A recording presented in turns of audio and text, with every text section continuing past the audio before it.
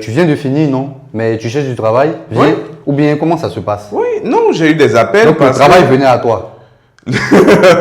Hello, hello, j'espère que vous allez bien. C'est Charles Elliott de Prism Podcast. Aujourd'hui, on va parler d'un éternel sujet. Diplôme ou réseau? Moi, je sais que si tout de suite on rentre, on demande aux gens, toi, tu penses qu'à Abidjan, tu as besoin de quoi pour trouver travail? Tout le monde va dire, c'est le réseau qui donne travail. Et d'ailleurs, je pense qu'il y a une stat qui disait que, je pense que plus de 74% des gens qui habitent à Abidjan disent que c'est le réseau qui te permet d'avoir un emploi, c'est le réseau qui te permet de t'établir en Côte d'Ivoire. Donc on aura l'occasion de discuter, de donner nos avis. Vous savez, on n'est pas expert, mais on va donner nos avis et essayer de partager notre expérience sur ce débat. Est-ce qu'il faut un diplôme? Est-ce qu'il faut un réseau? Ou peut-être qu'il y a autre chose qui te permet de te distinguer, qui te permet de te retrouver, qui te permet de construire une carrière. J'espère que vous allez apprécier les prochaines minutes et puis n'hésitez pas à laisser un commentaire.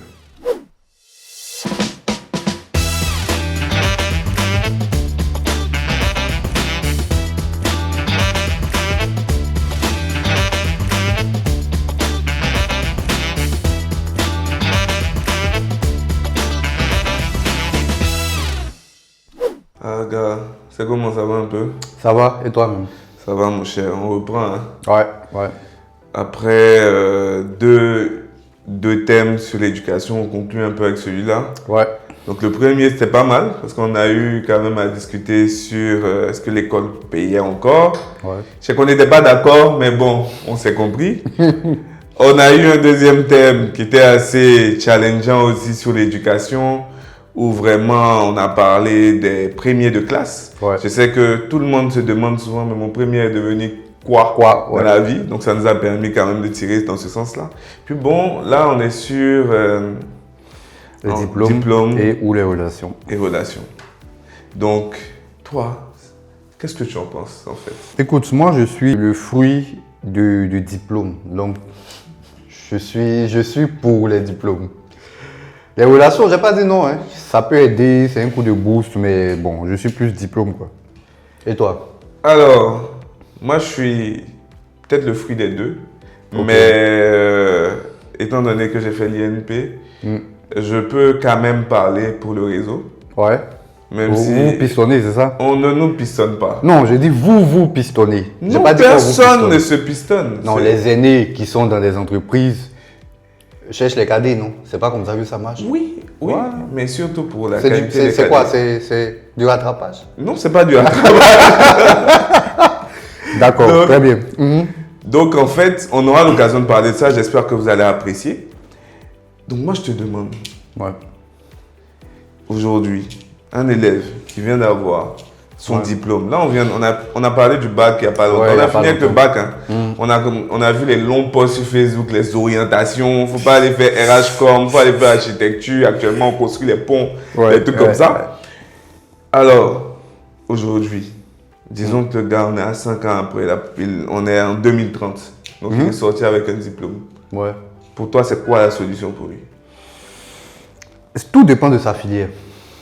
Tout dépend de sa filière. Tu te rappelles que la première fois, on parlait de l'histoire de minégéologie et du gisement baleine, tu vois. Si le gars fait aujourd'hui mine et c'est minégéologie. Ouais, ouais. Ok, minégéologie, il sera opérationnel quand? Est-ce que le gisement ou même les autres gisements qui seront trouvés vont lui permettre en temps d'avoir le travail au bon moment, tu vois. Donc ça dépend vraiment de ta filière. Quand tu prends par exemple RH-Com, c'est saturé aujourd'hui. Parce que avoir un RH dans une entreprise, il y a des standards déjà pour avoir un RH. Tout le monde, enfin les startups n'ont pas de RH. C'est peut-être le office manager qui sait de RH, etc. Donc les débouchés que tu auras dépendent généralement de ta filière, éventuellement de ton réseau aussi, mais surtout de ta filière. Donc, pour toi, en fait, si aujourd'hui, je suis diplômé, Ouais. peu importe mon diplôme, je m'ouvre à quoi? Tu t'ouvres à quoi? Ouais. Ça, c'est une question difficile. Hein? Est-ce que je commence déjà quand je suis en BTS, Ouais. je commence à courir derrière les profs qui travaillent dans les entreprises pour me placer? Parce que après, tu dis que le diplôme a sa valeur, hein? Bien sûr. Donc, ou bien je suis là, je bosse et puis bon, j'ai mon diplôme, quoi.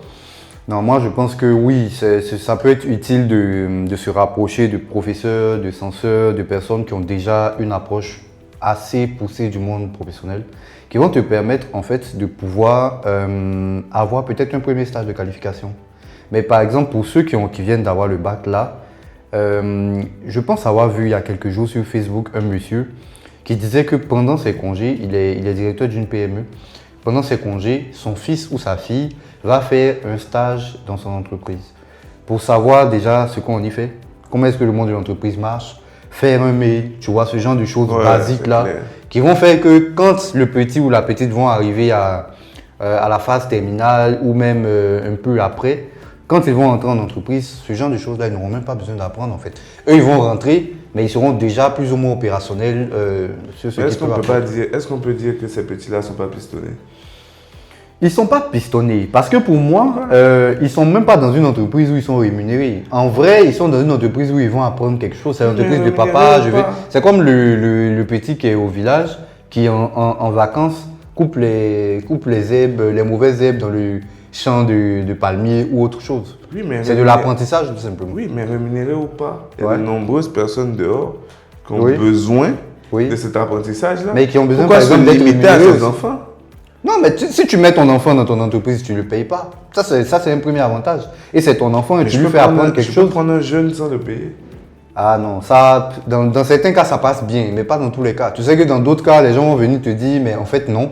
Tu peux pas exploiter un enfant comme ça, ce genre de choses-là, donc c'est compliqué. Oui, donc tu vois que là, aujourd'hui, quand on pèse diplôme, quand on pèse le diplôme ou les relations, pour quelqu'un qui vient d'être diplômé, je dis vraiment pour quelqu'un qui vient d'être diplômé, en fait, qu'on ne veuille pas la relation qu'il a entretenue dès le début, a un point important sur la façon dont il sera positionné dans un premier temps. Bien sûr. Parce qu'il y a 1001 CV, tu vois. C'est que moi, par exemple, quand on sort de l'INP en logistique, on est 30. Ok. Tu vois.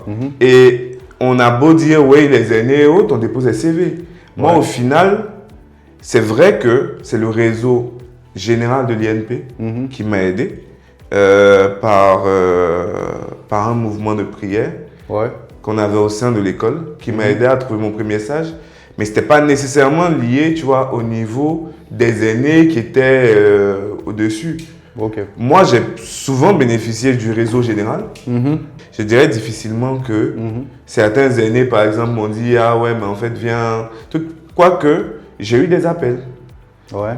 À certains moments. Les appels viennent comment? Est-ce que les appels viennent pour dire, par exemple, tu viens de finir, non? Mais tu cherches du travail? Viens.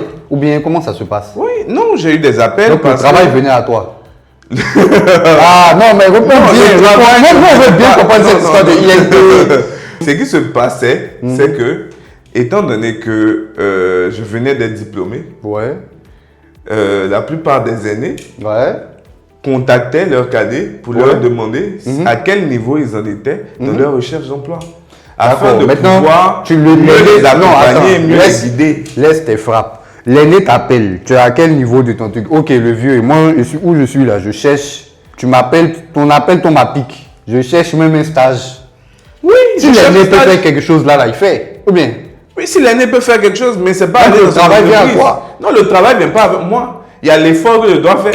Quel effort? Il faut que j'ai un CV propre. Et bien sûr, il faut que je sois disponible pour l'entretien. Il faut que je sois percutant dans l'entretien. D'accord, ok. Donc, tu veux me dire que même si tu vas et que l'aîné qui t'a recommandé pour que tu viennes prendre le poste ouvre à certaines autres personnes qui viennent, peut-être vous êtes trois, on va dire, toi plus deux personnes qui ne sont pas de l'INP. Au finish, on a des chances de voir les deux autres prendre le poste. Bien sûr, parce que s'ils ne sont pas performants, oui. D'accord, ok, y a pas de problème. Parce que justement, à l'INP, on est basé sur la performance, sur la capacité. D'accord, ok, y a pas de problème. Et en tout cas, moi, je pense que ça rejoint plus ou moins ce que je disais. Parce que tu parles de performance, tu parles de capacité, mais la première des choses, c'est la disponibilité de l'offre ou même de la position, de l'ouverture de la position. Je prends le cas de ceux qui ont fait criminologie. Tu vois, ce sont des gars qui difficilement trouvent du job en Côte d'Ivoire. Ouais. Parce qu'il n'y a pas énormément de débouchés. Ils font des choses qui sont intéressantes, comme psychologie par exemple, qui sert aujourd'hui dans beaucoup de choses, en sociologie, en communication même. Souvent, on essaie de comprendre la psychologie des audiences, des personas pour pouvoir mieux vendre des produits, des services. Mais si le poste n'est pas disponible, c'est forcément compliqué. Mais moi, je vais dire, il y a un autre facteur qui, à mon avis, plombe les diplômes ici.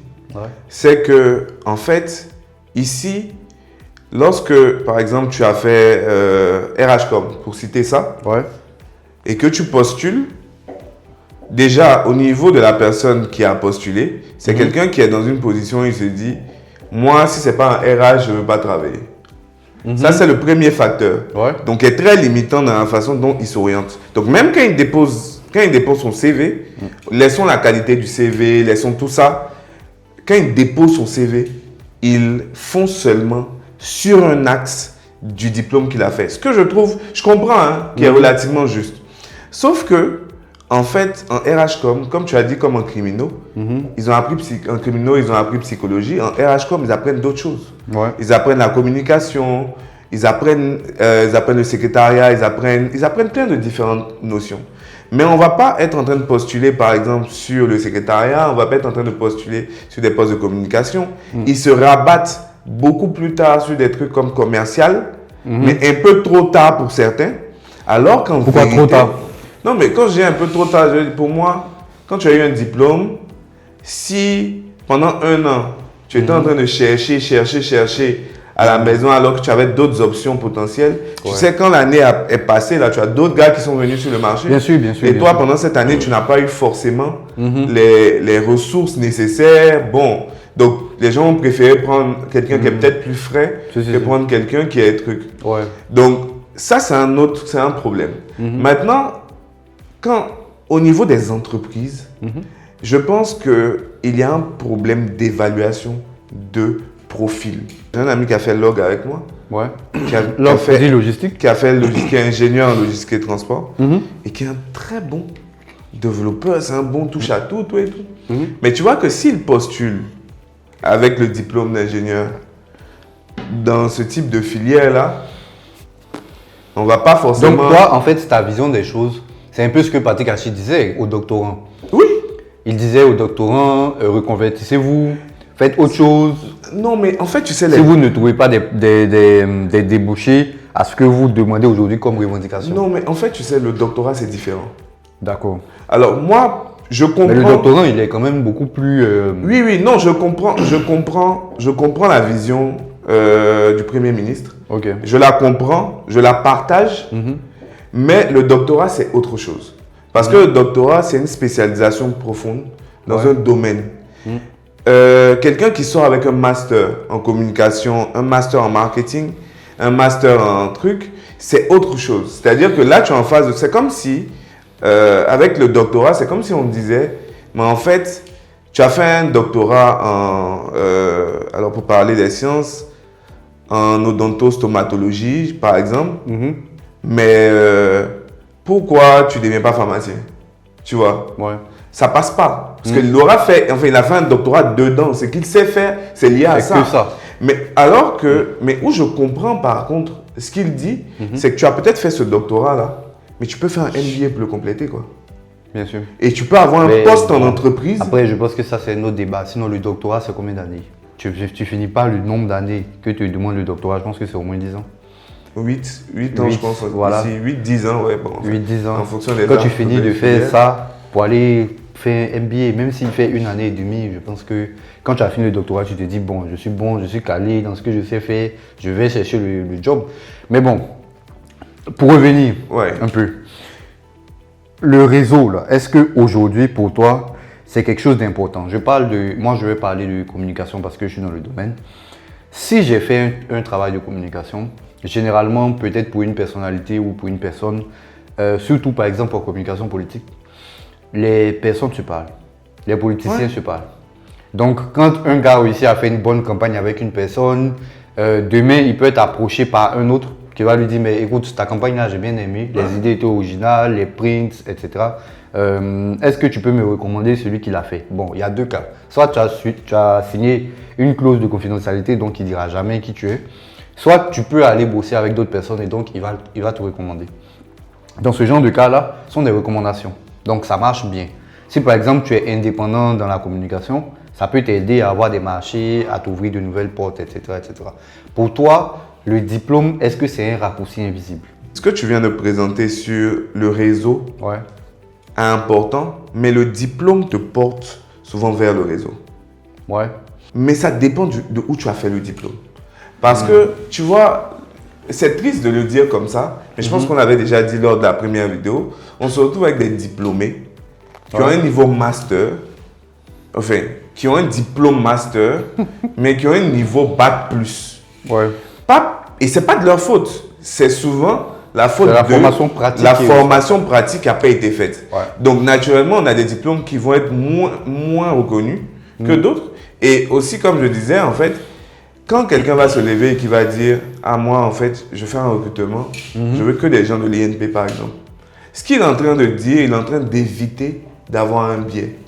Tu vois, à ce niveau-là, quand il dit « Je veux des gens de l'INP » ou bien « Je veux des gens de l'UNCA » ou bien qu'il dit « Je veux des gens, par exemple, de l'ESATIC », ce qu'il est en train de dire là, il n'est pas forcément du réseau. C'est qu'il sait que s'il a besoin d'économistes, de statisticiens performants, il ne va pas lancer un appel d'offres, il ne va pas faire un post. Il peut faire un post sur tous les job boards qu'on connaît, mais en même temps, il va dire, moi, dès que quelqu'un a fait, allez me chercher 2-3 gars de l'UNCA, moi, je veux voir ça. Tu vois? Okay. Et ça, par exemple, c'est la preuve que le diplôme devient ton marche-pied pour ce réseau-là, en fait, parce que certains diplômes t'ouvrent directement la place. Mais pour toi, qui as fait des études à l'extérieur, quand tu es rentré à Abidjan, comment tu as été confronté à cette dynamique? Parce que toi, tu n'avais pas de réseau. Tu as fait toutes tes études en Inde. Post-bac. Ouais, post-bac en Inde. Donc, quand toi, tu rentres, j'ai envie de dire, à la différence de certaines personnes, surtout que les diplômes indiens n'étaient pas et ne sont toujours pas très reconnus. Ouais. Enfin, tu n'avais pas les connexions nécessaires. C'est relatif, ils sont reconnus. Non, ils sont reconnus. Je veux dire, ici, tu postules, quelqu'un vient avec un diplôme français, sans le cacher, ou un diplôme belge, ou un diplôme suisse. Ils sont préférés. Les diplômes européens sont préférés. Peu importe le niveau de l'école. Ouais.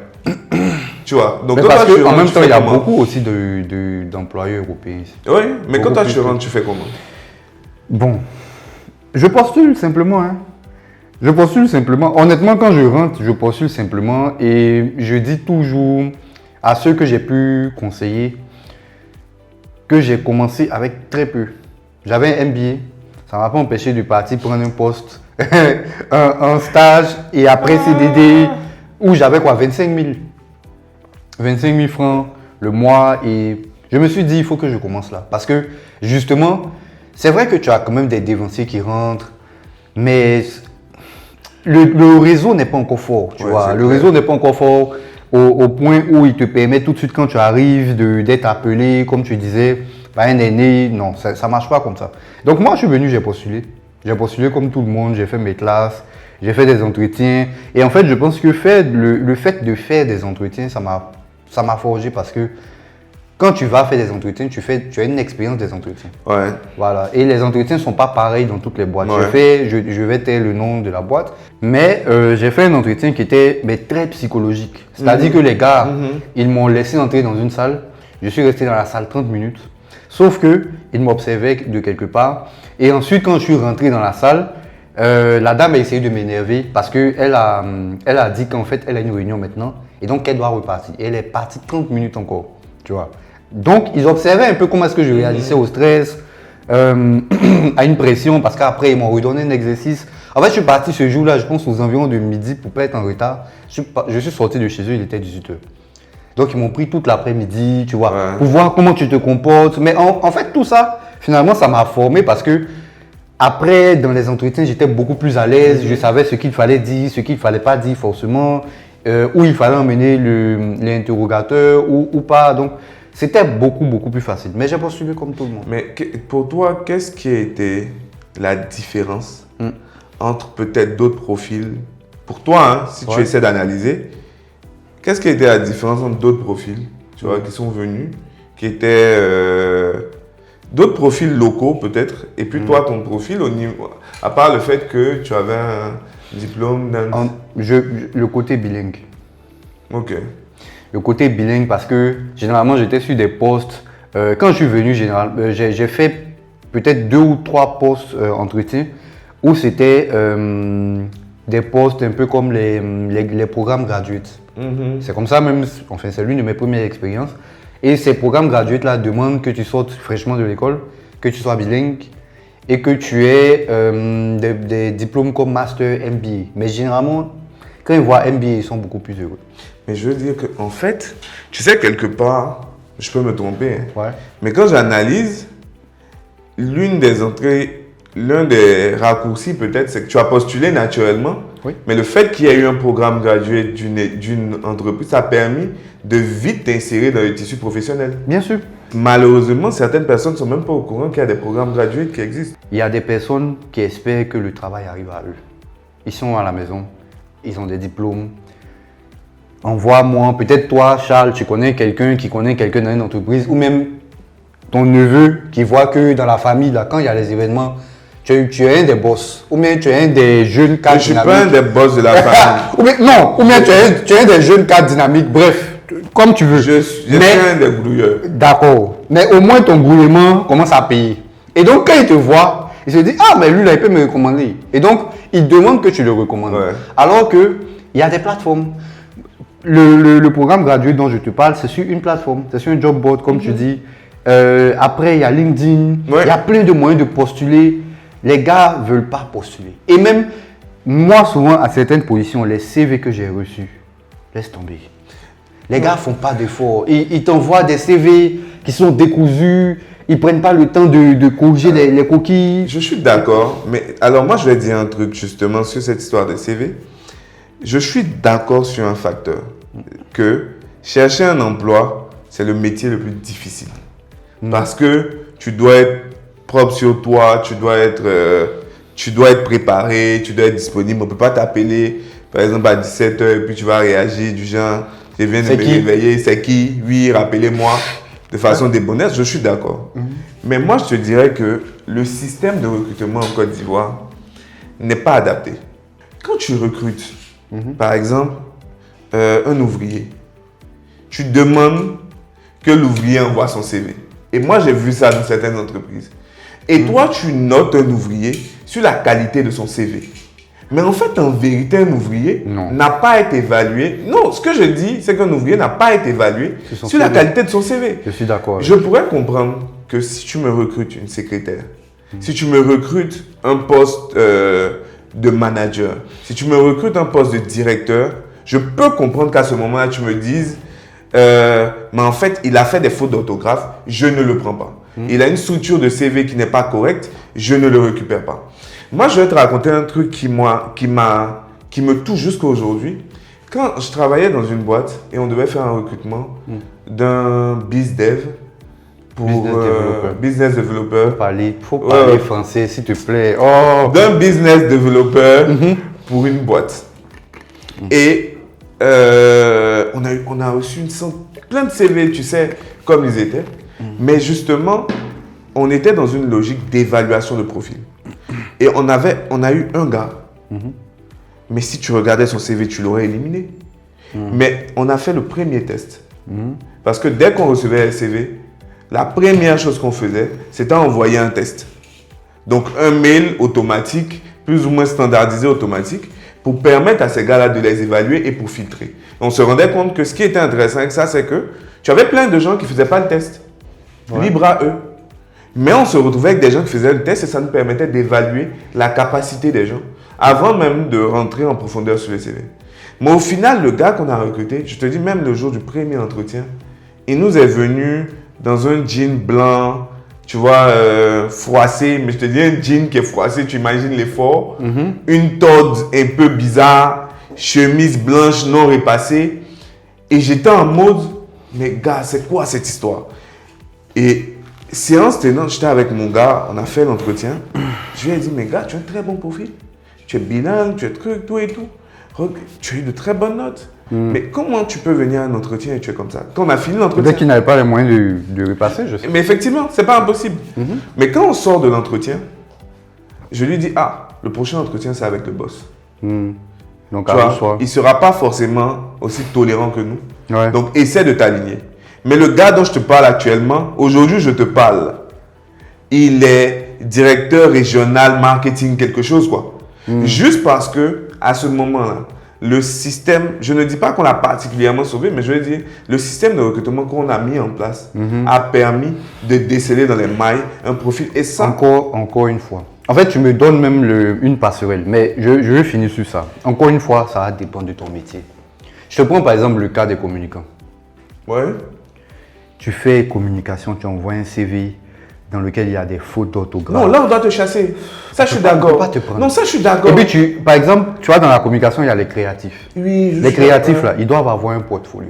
Et un CV qui est. Voilà. Quand t'as fini, je suis d'accord. Pour les créatifs, tu peux même ne pas dire, tu peux ne pas vouloir insister sur le CV. Par exemple, tu estimes que le CV, il est lisible, il est propre. Passons au portfolio. Voilà. Comment est-ce qu'il se présente? Et moi, tu sais, je ne suis pas créatif particulièrement. Je ne suis pas dans la partie créative. C'est vrai que j'écris des stratégies et tout, mais je ne suis pas dans cette partie-là du job.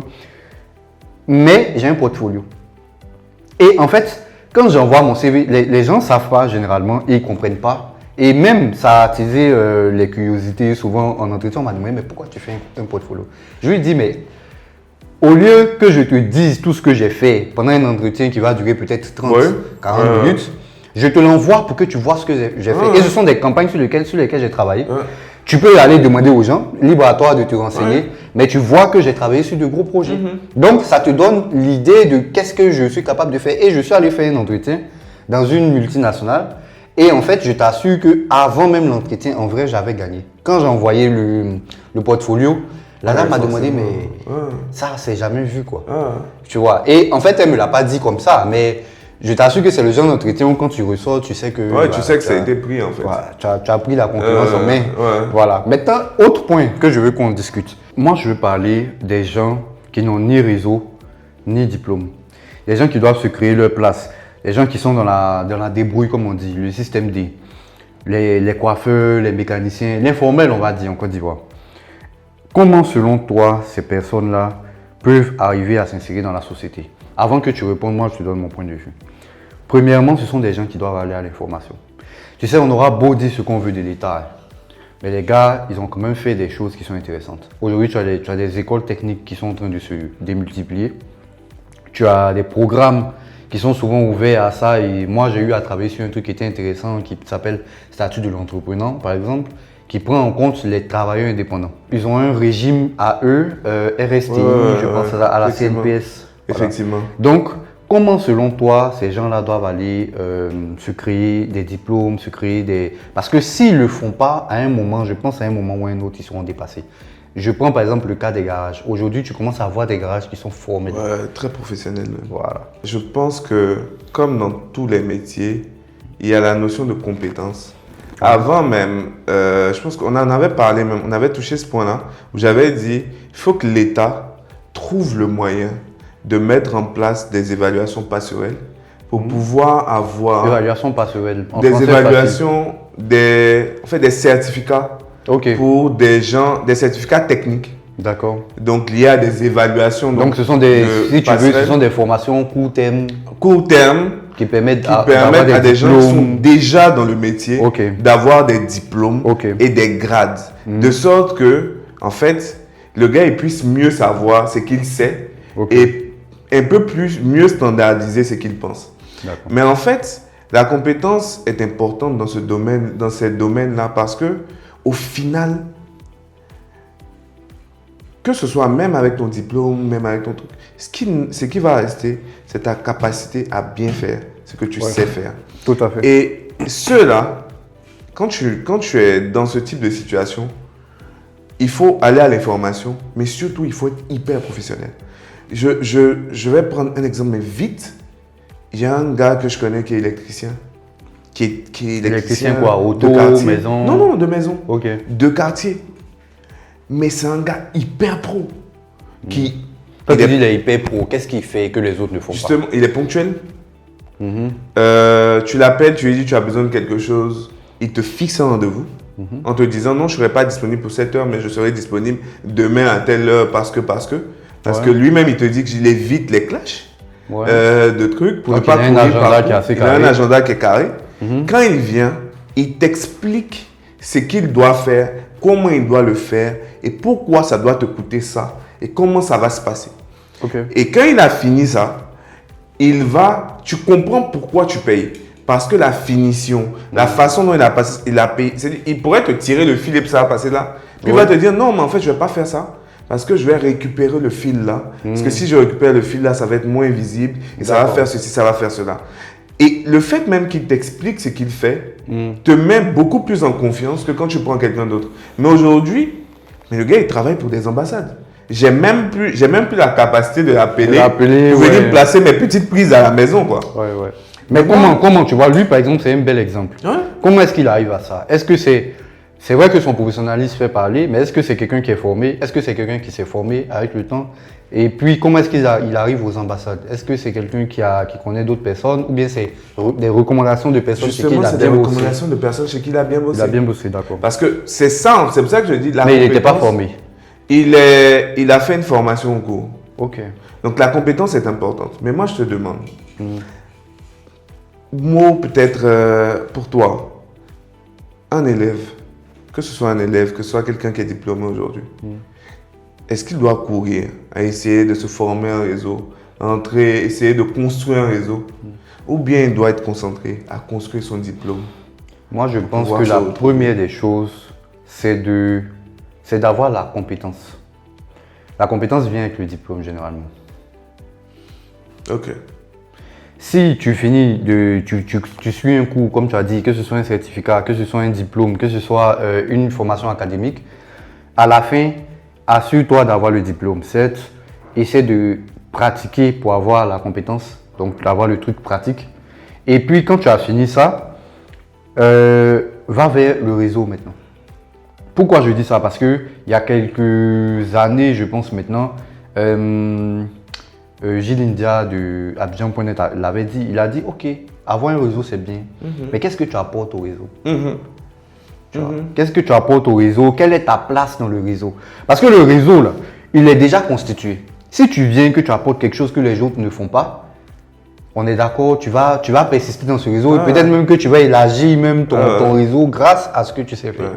Si tu arrives et que tu fais déjà ce que tout le monde fait, tu n'apportes rien. Donc, compétences, diplôme, réseau pour moi. Moi, je te rejoins. Moi, je dirais que je valorise pas. Je ne pense pas que tous les diplômes se valorisent. Mais c'est là où je vais faire un clin d'œil, une fois de plus, à ceux avec qui moi j'ai fait l'université. Parce que l'INP est une très bonne école. On n'en doute pas.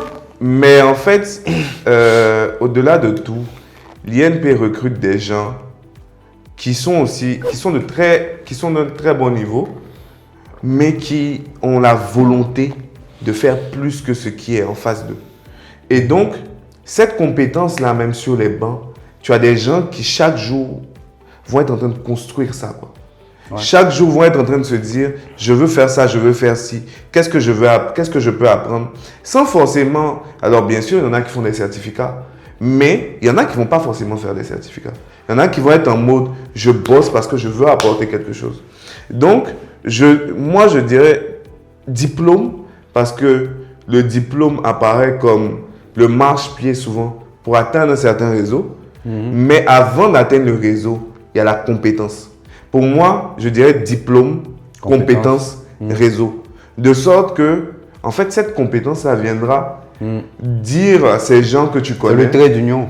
C'est le trait d'union, en fait. Trait d'union.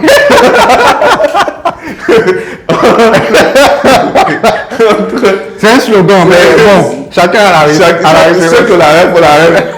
Mais voilà quoi. C'est-à-dire pour moi, c'est bien d'avoir des gens à appeler lorsqu'on cherche un emploi.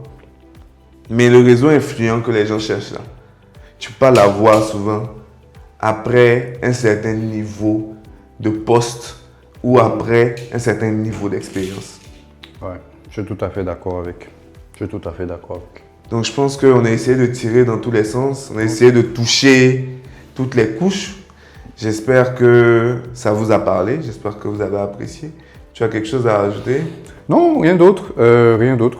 Je pense qu'on a dit ce qu'il fallait dire. Le diplôme est important, le réseau aussi est important, mais je pense que la compétence, c'est ce qui crée le lien entre les deux. Le lien entre les deux.